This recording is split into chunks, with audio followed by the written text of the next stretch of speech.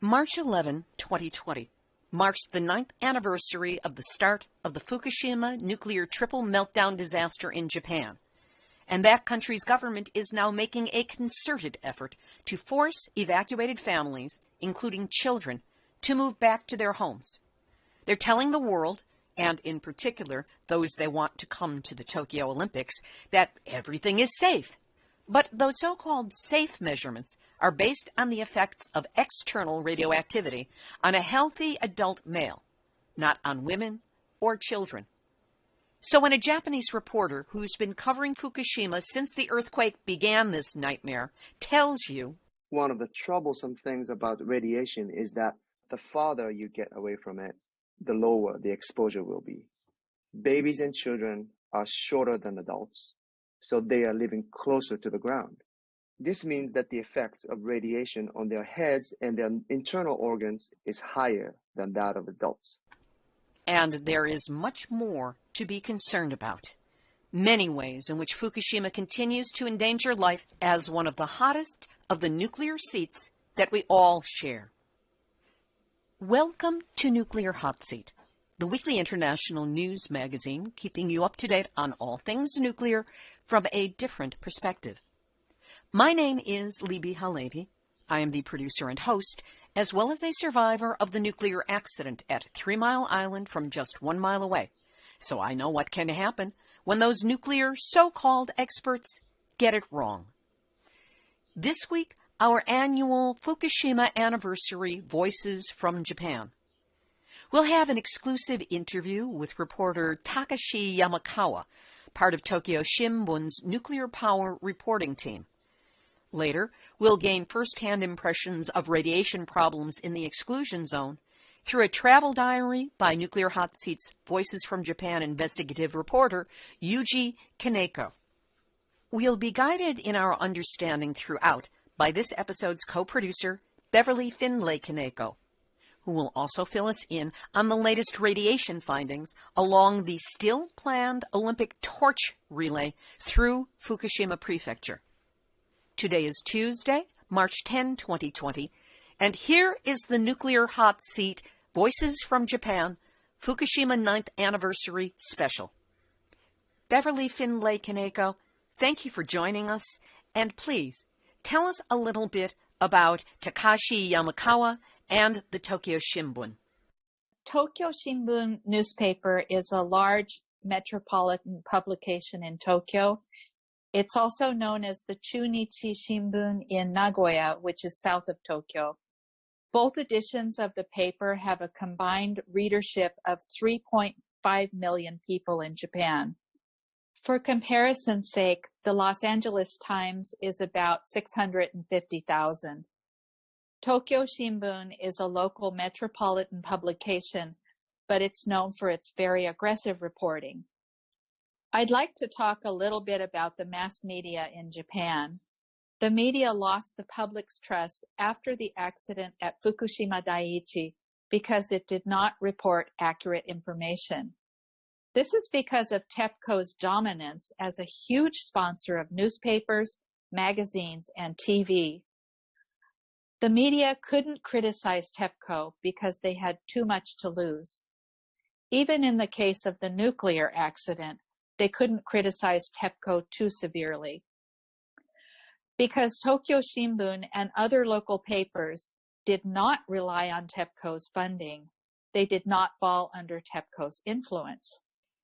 That explains why so often in reporting on Nuclear Hot Seat, I found a very different tone between articles coming from Tokyo Shimbun and so many of the other publications that I was using to source the stories. I think so. Another thing I'd like to point out is that the Abe administration has had a further chilling influence on the media. The state secrets law went into effect in December 2014 to discourage whistleblowers in the areas that were considered sensitive to national security, and the nuclear industry was thought to be one of those areas. The law was expected to cause news outlets to engage in self-censorship.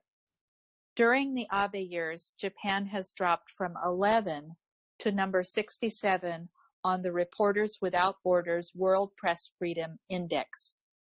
Tokyo Shimbun may be smaller than the big national papers, but it has maintained a nimble stance in the face of both political and corporate power. This kind of watchdog journalism is rare in Japan. There is a thing called the Kisha Club or the Press Club system, where reporters are assigned to cover various government offices. Members are allowed to ask questions, and sometimes those questions are reviewed in advance. Reporters tend to mind their manners to keep in the good graces of whatever ministry that they're covering, making them little more than note takers. Our guest on Nuclear Hot Seat today, Yamakawa-san, is one of 4 members of the Tokyo Shimbun nuclear power reporting team that was formed in the wake of Fukushima. They report on all manner of nuclear issues across Japan. They're a small team at a small paper, but the work they do is incredible. From 2017, the team formed their very own, very detailed website and Twitter account where they actively report on the issues. We will have the links to both the website and the Twitter account up on our website, nuclearhotseat.com, under this episode number 455. For now, we're going to run that interview with Takeshi Yamakawa. 3.11 が起きた頃から原発取材をずっと続けている I am Takeshi Yamakawa. I'm an editor with Tokyo Shimbun newspaper. I've been reporting on nuclear issues since the accident on March 11th, 2011. I have a lot of things I'd like to ask you today, but first of all, since you started reporting on nuclear issues, what kinds of things have you specifically focused on? Well, I actually started on the very day of the earthquake. In the beginning, over a 24-hour period, we never knew when TEPCO would be giving updates. So, Tokyo Shimbun gathered 34 reporters from their posts all over Japan to cover the accident on a revolving 24-hour schedule. I was kind of the director of that effort. Once the accident site settled down somewhat, I began to focus on the people in Fukushima. More recently, for the past 5 or 6 years, in addition to shedding light on the local area, I've also been measuring radiation and writing analytical articles using the data that I've collected. Those are the main things that I've been working on. While you've been reporting on Fukushima, what has made the biggest impression on you? Well, the most shocking thing would have to be visiting Fukushima Daiichi for the first time. The first time I went was in about February of 2012. It was really cold then. About 20 kilometers or 12 miles away from the power plant, there was a barricade, and you couldn't go any further. From there, we got on a TEPCO bus. We took Route 6, which at the time was very bumpy and in bad condition. Whether you looked left or right, there were black Wagyu cattle wandering around the abandoned farmhouses and barns eating what they could find. There were ostriches running around. At that time, there was still a lot of radioactive iodine, which decays comparatively quickly in the environment. The radiation level was extremely high and only got higher as we approached the plant. When we entered the accident site, we first went to the accident response headquarters to a seismic isolation building. In other words, there's a structure built to withstand earthquakes. When I got out of the bus, my radiation monitor shot up to 500 microsieverts per hour. I stepped onto the asphalt, and our TEPCO guide angrily shouted at me, "If you don't get over here on this iron plate immediately, you're going to be exposed to too much radiation." I quickly jumped onto the iron plate, and the reading went down to about half of what it was. I strongly felt what it must be like for the workers to be toiling in such a contaminated place, where asphalt and soil had absorbed such high levels of radiation. Next, we went into the seismic isolation building. Even in that sealed-off structure, The radiation was so high that it made me wonder why it would be so high there.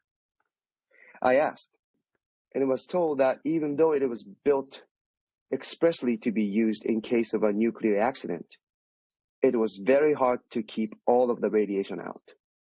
The filters didn't filter out everything. The automatic door was slightly askew because of the earthquake, and it would sometimes stay open instead of shutting, letting in the radiation it was supposed to keep out. Strangely, there were a lot of windows in the building, and there was seepage around them. Workers like the Fukushima 50 couldn't be left in such conditions, so they plastered plastic sheeting all over the walls inside to keep out drafts. They also made a point to clean often inside the building. I was shocked to see such harsh work conditions. As we got closer to the other areas of the plant, like the reactor buildings themselves, the readings on my radiation monitor changed from microsieverts to millisieverts. In other words, 1,000 times higher. And I was inside the bus, where it was supposed to be lower.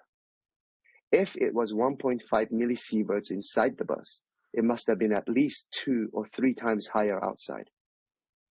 I think that was the most shocking thing. Even now, I can't forget it. Since then, the situation at Fukushima Daiichi has improved, but there are still many problems, aren't there? For example, work to dismantle the highly radioactive exhaust stack has many challenges. You've been reporting on that lately, haven't you? Well, the conditions inside the plant are far better than what I described above. Several aspects of the work conditions have improved. For example, the ground is now covered with concrete and asphalt, and there aren't any areas where dirt is exposed. So that keeps the dust and the radiation levels down. They've been able to keep the hilly areas around the plant down to about 1 microsievert per hour. But as you go down the hill toward the reactor buildings, about 10 meters or 30 feet above sea level, it goes up to about 30 microsieverts per hour. The closer you get to the reactor buildings, the higher it gets. Let me interject here that 30 microsieverts per hour is about 600 times the background radiation in Yokohama, for example. The radiation inside of the reactor buildings is still extremely high, so reporters can't enter. But Japan Nuclear Regulation Authority officers have started to go in the building to conduct surveys. There are many spots where the radiation reaches 50 millisieverts per hour, and there are still many places inside that people cannot get close to that are much higher. Work to dismantle the extremely radioactive exhaust stack that you asked about is around half finished. But in November or December of last year, they hit a really dangerous snag. Humans cannot get close to the exhaust stack because of the radiation is so high. With the radiation rising up out of the exhaust stack, they had to suspend a worker in a gondola over the stack so he could rappel down using a rope and try to dislodge the device with a hand grinder. One small mistake like that could send the whole decommissioning operation into crisis. The work on the stack is about half done, which means it is about half its original height. The shorter it gets, the higher the radiation levels from below become. At 120 meters, it was 80 microsieverts, and at 60 meters, it's about 300 microsieverts, or 0.3 millisieverts. It is getting to the point where you can't suspend anyone over it because they would be too dangerously exposed to the radiation. At that point, if you were to use a worker to fix a problem, it would be with the knowledge that they would be overly exposed. Luckily, right now, things are progressing smoothly, but one small mistake could lead to a horrible situation. Why does the radiation level get higher the further down you get in the exhaust stack? That's mainly because radiation is emitting from the operations floor in Reactor 1. There is still debris strewn everywhere. That's where the radiation is coming from. Also, the top of the exhaust stack is often exposed to rain. so radioactive particles don't stick. But toward the base, the most recent measurements read 4,000 millisieverts or 4 sieverts. If you spend even an hour there, you will die. It's clear that contamination concentrates toward the bottom. It's because materials that accumulated there when they vented the reactors are still there. I get it. Let's change the subject. Could you tell our listeners about the experiments you are doing in Iidatemura village? Yesterday, when we visited Iidatemura, you showed me what you are doing with potatoes. It was really interesting. Oh, the potato growing experiment that I showed you yesterday? Well, Ito-san, who I'm always bothering, has a wood-burning stove. As fuel, he uses wood from oaks and other trees in the surrounding hills. When you burn wood, of course you end up with ashes. For farmers, those ashes serve as fertilizer for crops. It had been customary for farmers to take the ash produced by the fires that heated their baths and such and sprinkle it around the rice paddies for fertilizer. But after the nuclear accident, wood from local trees was contaminated with radiation, and the ash produced by burning this wood was particularly high in radiation, so sprinkling it around crops was banned. Nevertheless, from last year, bans were lifted on a couple of things customarily used to fertilize crops: ash from burning fields after the harvest, and rice straw that is tilled back into the fields. I began to wonder whether using that ash was really safe or not. And that's where Ito-san and I started to grow potatoes to see how much cesium is taken up into the plant. We are using soil with various levels of cesium contamination. We're using ash from Ito-san's wood-burning stove as fertilizer in some of the samples. In other areas in Fukushima, they have tried removing topsoil and applying potassium in rice farming to try to prevent the uptake of cesium into the plant. I also wondered about the wild mountain vegetables such as koshiabara that are delicious in dishes like tempura. Let me interject here that wild mountain vegetables and mushrooms are still very contaminated, according to measurements taken at various citizens' radiation monitoring stations. Yes. We chose the koshiabara plant because it really absorbs cesium. We found 6 koshiabara plants in the forest and set up signs saying Tokyo Shimbun newspaper experiment. We've applied potassium to some and not the others to see how much it can reduce the uptake of cesium in these plants. That's interesting. How long do you expect to continue this experiment? I'm doing it because 8, 9, and coming up on 10 years after the disaster, even local people's memories are starting to get a little hazy. I guess this can only be expected. Right after the accident, it was common sense that the local trees are contaminated, so we shouldn't burn them. But as memories fade, people began to think, we have all of this good wood and good ash. It should be okay to use them on our farms. So I think it's better to have some evidence to show what would happen if that ash is used. There needs to be a concrete reason to tell people why they shouldn't do something. Lately, there's been a lot of noise that Fukushima has recovered. Yamakawa-san, from what you have witnessed, do you think recovery has really progressed in Fukushima? Do you think that what the government touts as recovery or reconstruction is really heading in the right direction? You're asking what exactly is meant by recovery or reconstruction. Well, a lot of buildings have gone up. Naraha, where J Village is, got a lot of new buildings. Tomioka got a fancy shopping center. Okuma and Futaba, which are right near Fukushima Daiichi, had their train station totally rebuilt, and decontamination is in full swing. If you think recovery or reconstruction means busy construction sites and the sounds of hammers echoing, then maybe it is progressing. But really, the most important thing is whether or not the original residents have returned or not. And even if it's impossible to restore their lives as they were before, it's important to get as close to that as possible. In that case, the answer is a definitive no. If you look at the percentage of people who have returned, in Tomioka and Namie, it's only 10%. And about 9% of those are temporary extended stay residents involved in reconstruction, decontamination, and decommissioning work. These people are living in newly built apartments.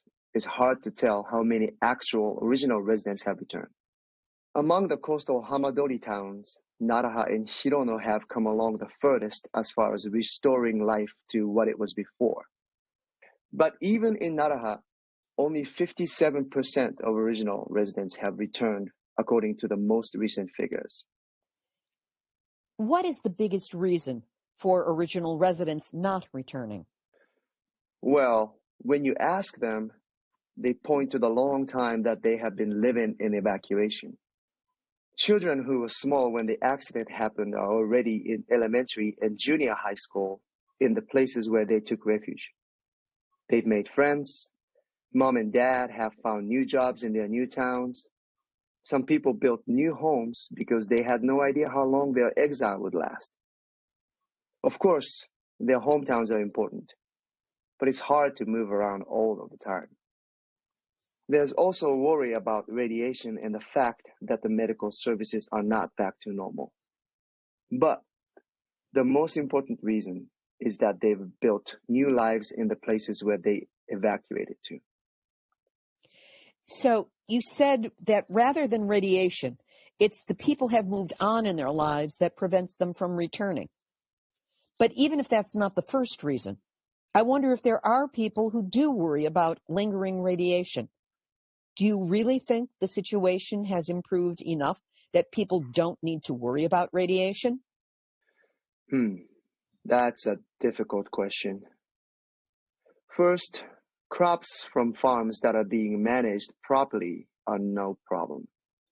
From time to time, we have tested vegetables that we have received from various farmers. The things that we have tested have never even measured 1 becquerel per kilogram.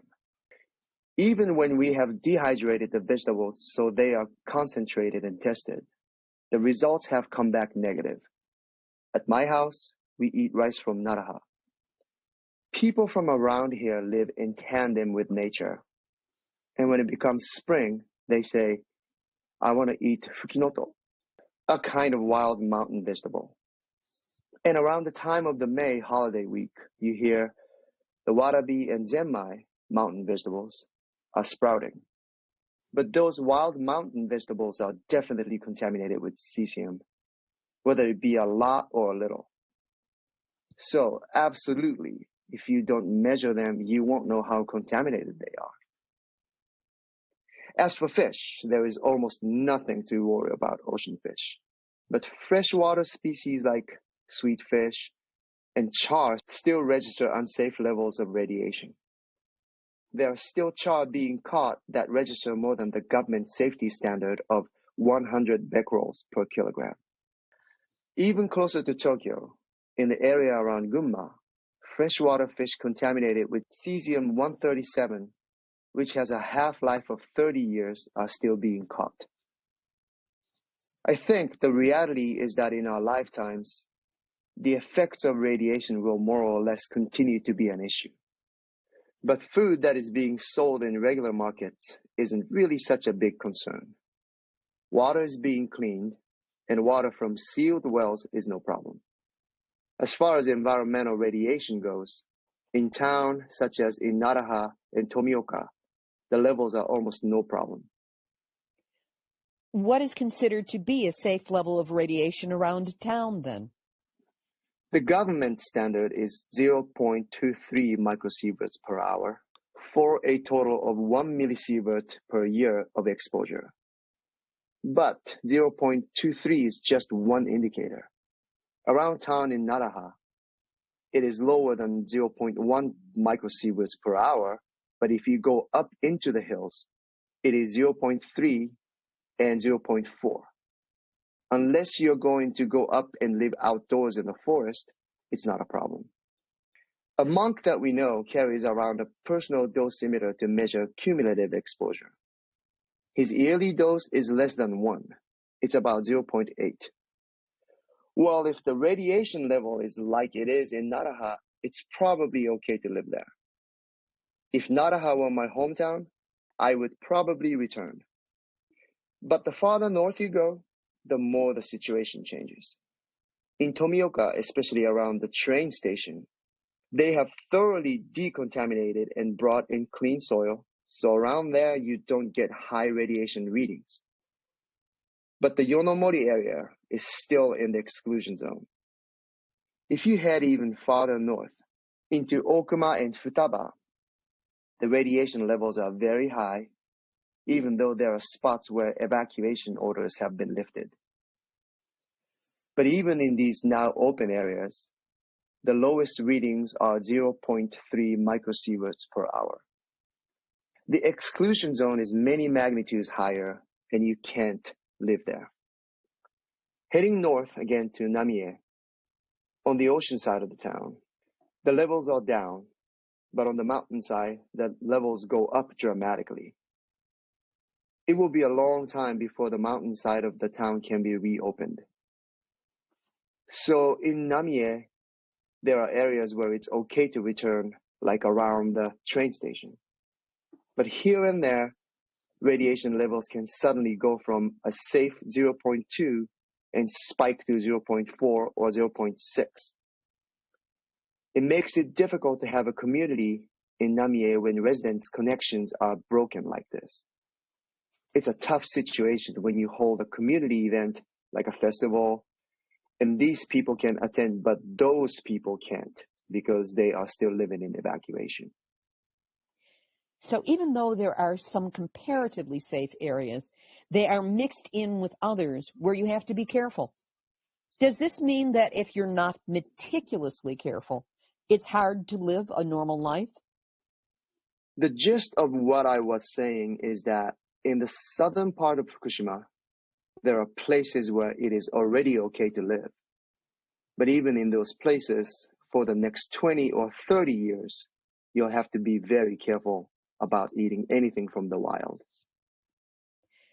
Don't families with babies and small children have to exercise more caution? Well, yes. One of the troublesome things about radiation is that the farther you get away from it, the lower the exposure will be. Babies and children are shorter than adults, so they are living closer to the ground. This means that the effects of radiation on their heads and their internal organs is much different than adults. Also, their sensitivity to radiation is higher than that of adults. That's why so many moms evacuated with kids and left dad behind. I totally understand how they feel. Finally, Yamakawa-san, how do you plan to be involved with Fukushima on a personal level from now on? As an individual, I think that my job is to continue to document what is going on in Fukushima for as long as I live. As a reporter, I only have about 10 years left until retirement. I don't really care about advancing in the company. I told Tokyo Shimbun that all I want to report on is Fukushima. And they've given me a long leash to range freely. As long as I write a lot of articles and submit them every week, they let me do what I want. It seems like all we hear from the Japanese media is that Fukushima is no longer a problem. I hope newspapers like Tokyo Shimbun will continue to report accurate and detailed data. Tokyo Shimbun is not a big company, so our roles as reporters aren't so specifically defined as those at the big newspapers. In my case, I go to TEPCO press conferences, I monitor radiation, and I record the voices of Fukushima residents. I'm kind of a jack of all trades. That's one of the good things about working for Tokyo Shimbun. Do you hear anything about the large media companies being pressured by their sponsors and not being able to print certain things? Tokyo Shimbun has never been pressured. We've never had advertising from utility companies, so we've never had a problem with pressure. So is that one of the reasons why you've been able to criticize TEPCO and print accurate articles? Well, I've never thought it was my mission to write bad things about TEPCO. For example, when I've written about the exhaust stack demolition, when things are going well, I've written complimentary articles. And several years ago, at a press conference where TEPCO announced that they were going to give a danger pay allowance to decommissioning workers as part of improving their conditions, I directly praised the president of the company. But he was probably a little freaked out to hear some nice words from Tokyo Shimbun reporter who is always being critical. So I praise where praise is due. I'm trying to be fair. Fair reporting. Let's keep it up. That was an interview with Takeshi Yamakawa, part of Tokyo Shimbun's nuclear power reporting team, interviewed by Yuji Kaneko. Beverly, it's amazing that Yamakawa-san has covered so many facets of the Fukushima beat for such a long time. I mean, since the beginning of the accident. Yes. Unfortunately, in terms of journalistic material, it's the gift that never stops giving. The part about the exhaust stack at Fukushima Daiichi was frightening. Can you give us any more information on that, Beverly? Yes. As Yamakawa-san mentioned, the stack was 120 meters tall, or about 120 yards tall. The inside of it is very contaminated because that was what was used to vent radioactive gas during the accident. During the hydrogen explosion, the steel framing was damaged and cracked. If it were to collapse now, huge amounts of radiation would be released into the environment. TEPCO hired a local construction company based in Hirono town to dismantle the exhaust stack. It is just a relatively small company with about 200 workers. Doing this kind of work in such a highly radioactive condition is unprecedented. They started last year in August, and one round, paper-thin slice at a time, they have brought the exhaust stack down to 60 meters, or about half the original size. To avoid the high radiation, they've been running the operation by remote control from a bus that's about 200 meters or 220 yards away from the exhaust stack. They've placed 100 cameras to guide the cutting equipment. They need to cut with extreme accuracy down to the millimeter in order not to cause a release of radiation. It's unimaginably difficult to run the remote control operation as the exhaust stack shakes in the high winds. And remember that Fukushima Daiichi is right next to the ocean. It's often windy, and in events like Typhoon Hagibis last year, one of the things that everybody really worries about is that exhaust stack toppling over. It could be another major catastrophe. Unfortunately, as Yamakawa-san described, the operation hit a snag and the cutting equipment suddenly stopped. This was because the blade was off by a mere 3 centimeters. The deadly task of dislodging the blade by hand that he described took 11 hours. Do we know when they are supposed to finish?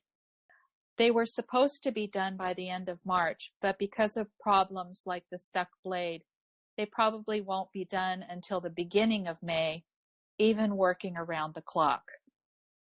Here's hoping there won't be any accidents. I hope for the same thing. This kind of operation is a glaring illustration of just how dangerous decommissioning Fukushima Daiichi is. A small error can lead to a major catastrophe.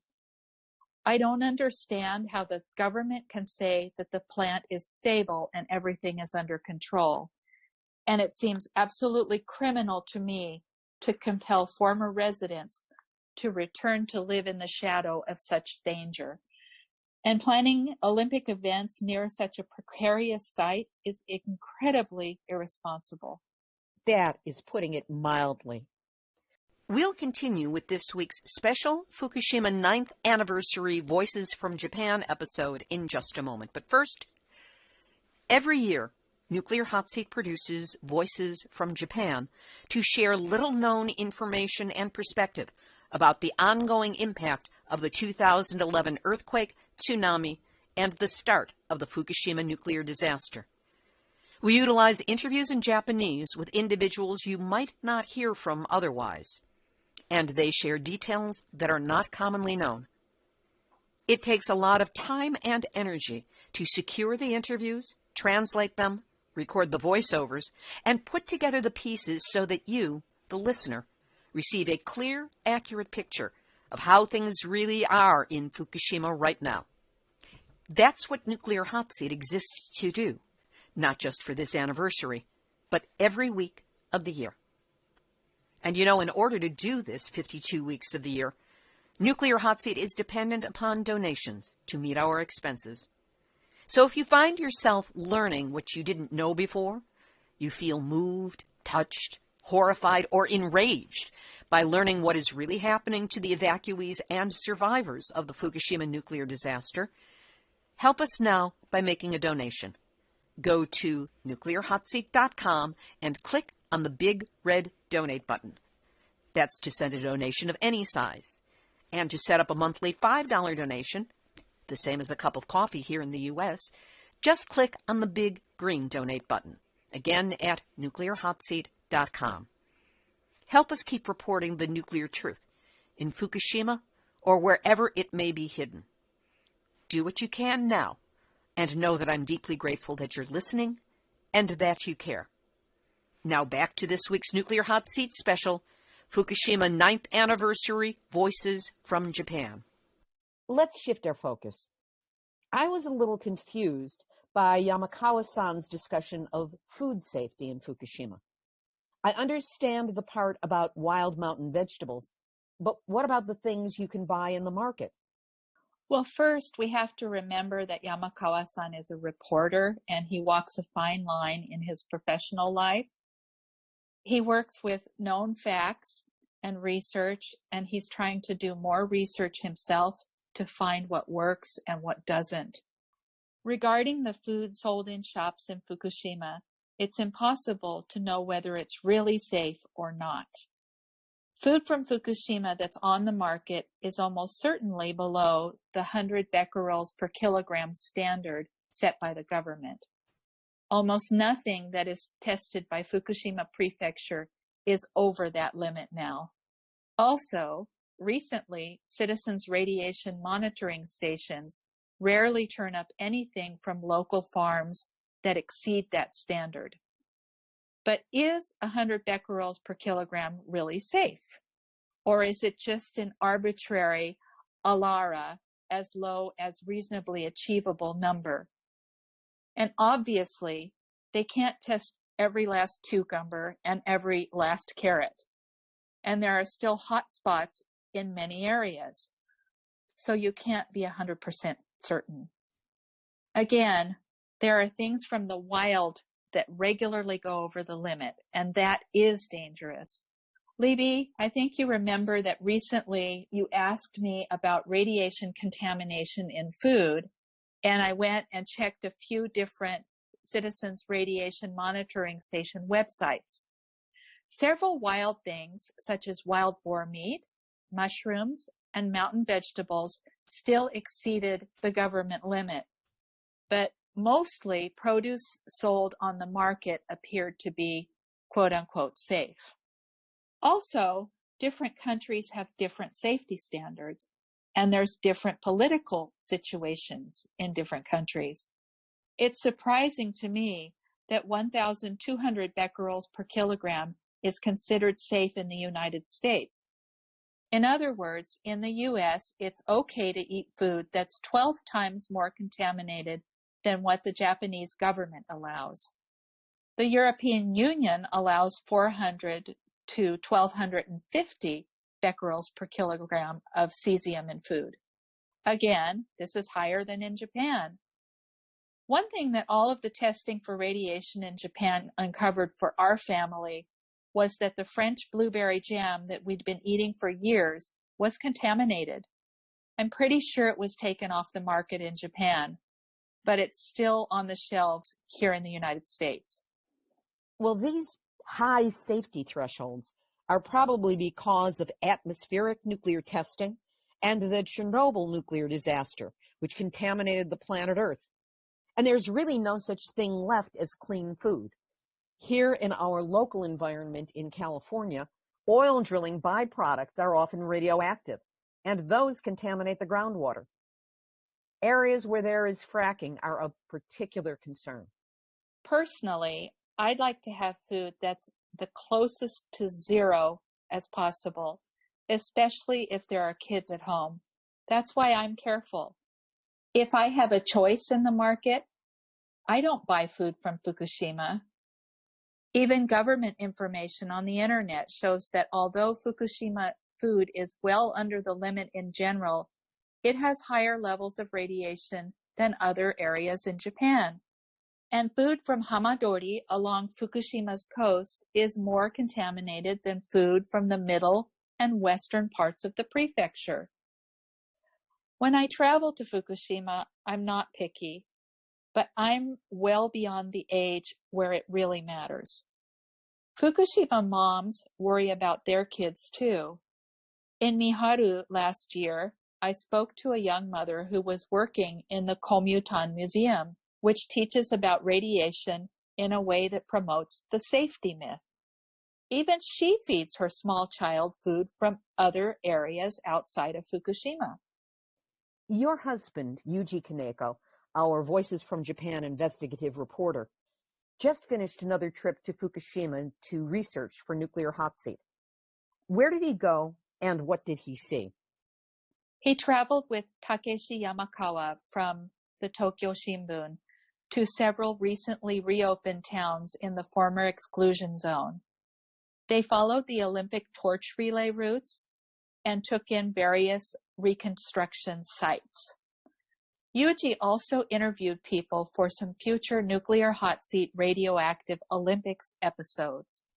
There was an overwhelming amount of material. Yes, from what it is that you've shared with me already, it sounds like it was an assault on his senses. Can you give us a little background on Itatemura village and Okuma town where he visited? Sure. Itatemura is northwest of Fukushima Daiichi. The radioactive plume from the Fukushima Daiichi triple meltdown changed directions at one point, spewing radioactive particles all over the village. It's one of the areas that is not right along the coast that has suffered severe contamination and was part of the exclusion zone until fairly recently. Originally, there were 6,509 residents, but the population as of February 1st this year was only 1,408. Many of the returnees are senior citizens, and there's little industry to support the town. Itatemura is on the Olympic torch relay. There are still many hot spots in the vicinity of the route. Okuma town is directly west of Fukushima Daiichi, which straddles the border of Okuma and Futaba to its north. Along with Futaba, it was one of the most severely affected areas during the accident. Last year, we traveled along Route 6, which slices through both Okuma and Futaba. Even with the windows up in our car, the radiation levels were high. Out of 11,505 original residents, only 733 people live there now. And remember that in all of the former exclusion zone towns and villages, much of the present population is not made up of original residents. Instead, they are mostly men involved in decontamination, construction, and so on. Yuji kept a diary while he was in Fukushima Prefecture and traveled the Olympic torch route. Let's hear a bit of what he observed while he was there. In February, I traveled through Fukushima's recently reopened exclusion zones with Tokyo Shimbun newspaper reporter Takeshi Yamakawa. Many things about our journey made an impression on me, but probably what I remember most were all the new buildings in the middle of the disaster zone. In Itatemura village, our car wove its way through abandoned rice paddies and vacant land stacked with pyramids of black bags full of contaminated debris. Suddenly, we would come across any number of luxurious and fancy buildings. There were new schools, city halls, and sports facilities. Billions, no, tens of billions of reconstruction tax funds were spent on these structures. When set against the surrounding barren landscape, the new buildings made me feel uneasy. I felt a bout of vertigo coming on. In Okuma town, we visited the splendid new town hall because I needed to use the restroom. I walked into the fabulous and spacious lobby with high ceilings. There was a counter, and on the other side sat about 20 clerks, but there were no residents there to serve. When I entered the room, all 20 pairs of eyes turned toward me. It appeared that I was their first customer in a long time. The clerk politely asked, "How can I help you today, sir?" And I answered, "Can I use the restroom?"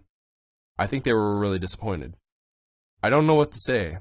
That's how few people there are in these newly reopened exclusion zones. It really sunk in that people haven't returned. The disconnect between the new city halls and schools and the reality of the absence of people to use them made the new buildings seem like space stations floating in the void. And the fact that these brand new squeaky clean facilities were surrounded by a radioactive moonscape made it seem all the more like outer space. In particular, Itatemura's new accredited compound for children was stunning in more than one sense of the word. Part of the complex is devoted to educating children from 0 to 15 years old. It also comprises an athletic park. Construction fees for the whole compound were a whopping 57 billion yen, or more than $500 million.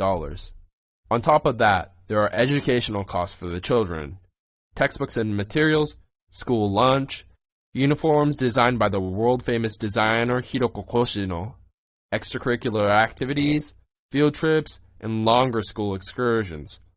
All of this is free. According to the PR material from the grand opening of the school, the village pays tuition for all of the students. This amounts to 100 to 150,000 yen per preschooler, 100 to 160,000 yen per elementary schooler, and 200 to 250,000 yen for middle schoolers. So, depending on the age of the child, the village pays roughly $1,000 to $2,500 per child each year. If you divide all of these costs by 117, or the number of students enrolled when the school opened, the annual per-student cost actually comes to 17 million yen, or $160,000.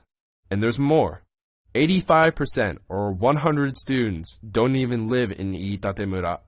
They live in the areas where their families evacuated, such as Iwaki and even farther afield. The school provides a long-distance school bus for the kids. Iwaki is nearly 60 miles away, over an hour and a half on the Joban Expressway. The school also provides taxis for those that live too far for the bus. Transportation fees alone cost 1.1 billion yen, over 10 million a year. Any way you look at it, 1.1 billion yen for transportation alone is incredible. Several families from the village have said that they were approached by the village school board to recruit their children to come to the school. So, to stem the migration of children out of the village, they've used every means possible to attract them back into the local school. Other things recently built in Itatemura include a fancy parking rest area, a community center, and a funeral home. All of these together cost over 100 billion yen, or close to $1 billion. Japan's reconstruction tax monies are paying for all of this, and very little is coming out of the village coffers. And there's still more to come. Another community center is slated for the rest area property, and plans for a golf course park are on the drawing board. Village Mayor Sugano said, "We can only use the reconstruction tax funds easily during the window for our reconstruction, so it's now or never. We need to use the money to promote recovery. But of course, once the facilities are built, The burden for paying for the upkeep will fall to the village, which will probably cause the village to suffer in the end. That's the reconstruction situation in Fukushima's former exclusion zone. It remains to be seen whether we can call this a true recovery. Beverly, on February 4th, 2020, for Nuclear Hotseat number 450, you painted a picture for us as to what we might expect to see during the torch relay as it makes its way through the most radioactive parts of Fukushima. Has there been any new information since then? Yes. First, there was a press conference at the Foreign Correspondents Club of Japan on February 3rd, discussing radioactive hotspots along the torch relay route in Fukushima. Second, small areas in Futaba, the town where Fukushima Daiichi is located, were open to the public on March 4th. Who was at the press conference? The speakers were Kazumasa Aoki, the vice president of the Radioactivity Monitoring Center for Citizen, Jun Nakamura, the co-chairman of the Fukuichi Area Environmental Radiation Monitoring Project, and Nobuyoshi Ito, an Iitate village resident. Yuji recently interviewed Ito-san for Nuclear Hotseat. We'll share that soon in our ongoing Radioactive Olympics coverage. That's a pretty heavy-duty lineup. What were they talking about to the reporters? These groups covered the torch route in the Hamadori coastal area that is still contaminated. They conducted their tests over 5 days in December 2019 and January 2020. They measured air dose rates at 1 meter above the ground, as well as did soil sampling in 69 different places. Sampling both air and soil is important because the air dose can be unreliable if there are buildings and foliage in the way. Soil measurements are more reliable. In Chernobyl, the soil measurements were what determined evacuation areas. The groups took samples along the relay course itself and from random places such as side streets and residential areas. Much of what they spoke about echoes the information we shared on Nuclear Hotseat on February 4th, but there was some eye-opening new information. What are some of the takeaways from the press conference? 52% of all the measurements taken directly on the relay course were higher than the government standard. There was an extreme hotspot in Iitate village. It was 0.85 microsieverts. The soil contamination there was 2.14 million becquerels per square meter. The annual dose at this spot is 7.5 millisieverts, 7 times the annual standard dose. The groups conducting the surveys initially thought that the relay course itself would be meticulously decontaminated because the government is promoting recovery so loudly, but they were surprised by what their measurements revealed. They were angry that the government had also measured the hotspot in Iitate village and brushed it off, implying that the torch runners would only pass by briefly. The government did not bother to question why the dose was so high in this location.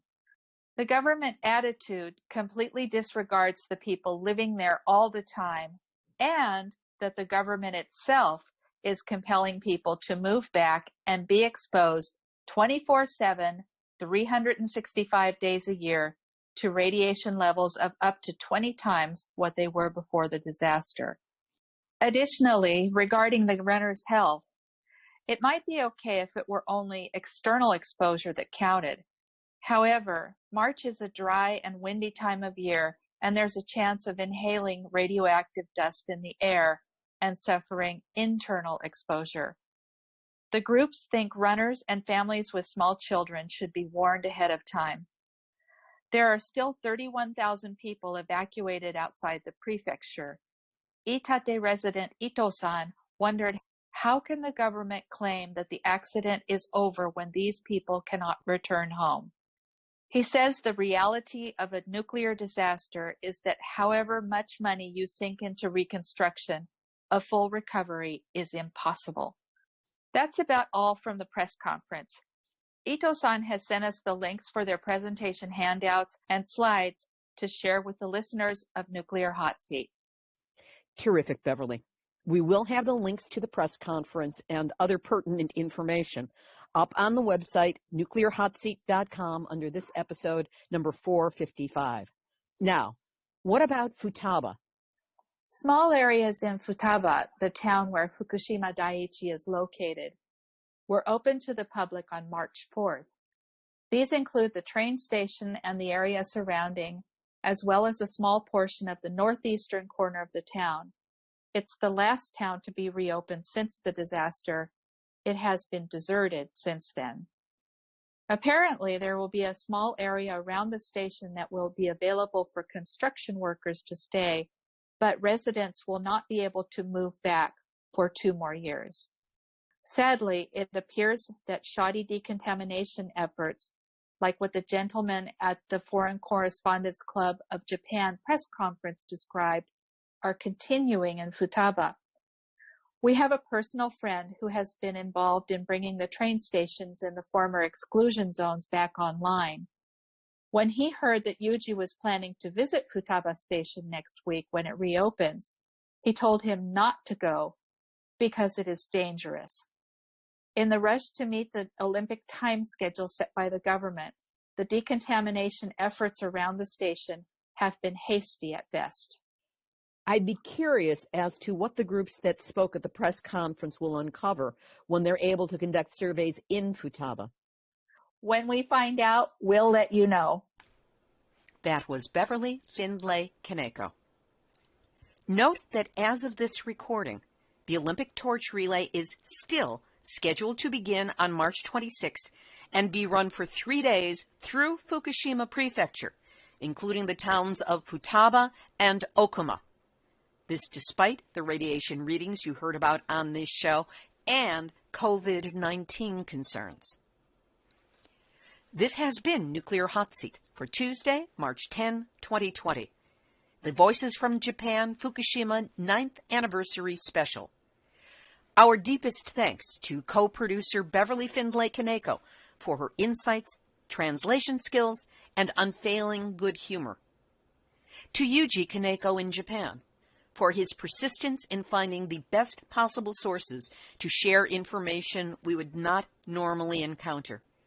We will have more of Yuji's interviews in upcoming episodes of Nuclear Hot Seat. We just couldn't fit them all on this show.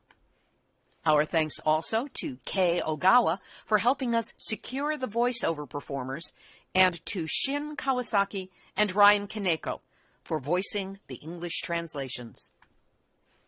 Nuclear Hot Seat is available on all your favorite podcast platforms. And if you want a foolproof way to not miss a single episode, go to nuclearhotseat.com and scroll down for the yellow bar. That's where you can sign up for a weekly email that has the link to the latest show and a bit of information about what it contains. We're also on Facebook, where we invite you to like us, comment, and share with others what you hear on the show. And if you appreciate weekly verifiable news updates about nuclear issues around the world, take a moment to send a donation of any size to nuclearhotseat.com. We will really be grateful for your support. This is Libby Halevi of Heartistry Communications, the heart of the art of communicating, reminding you that you have all had your nuclear wake-up call. Now, don't go back to sleep, because we are all in the Nuclear Hot Seat. Nuclear Hot Seat. It's the bomb.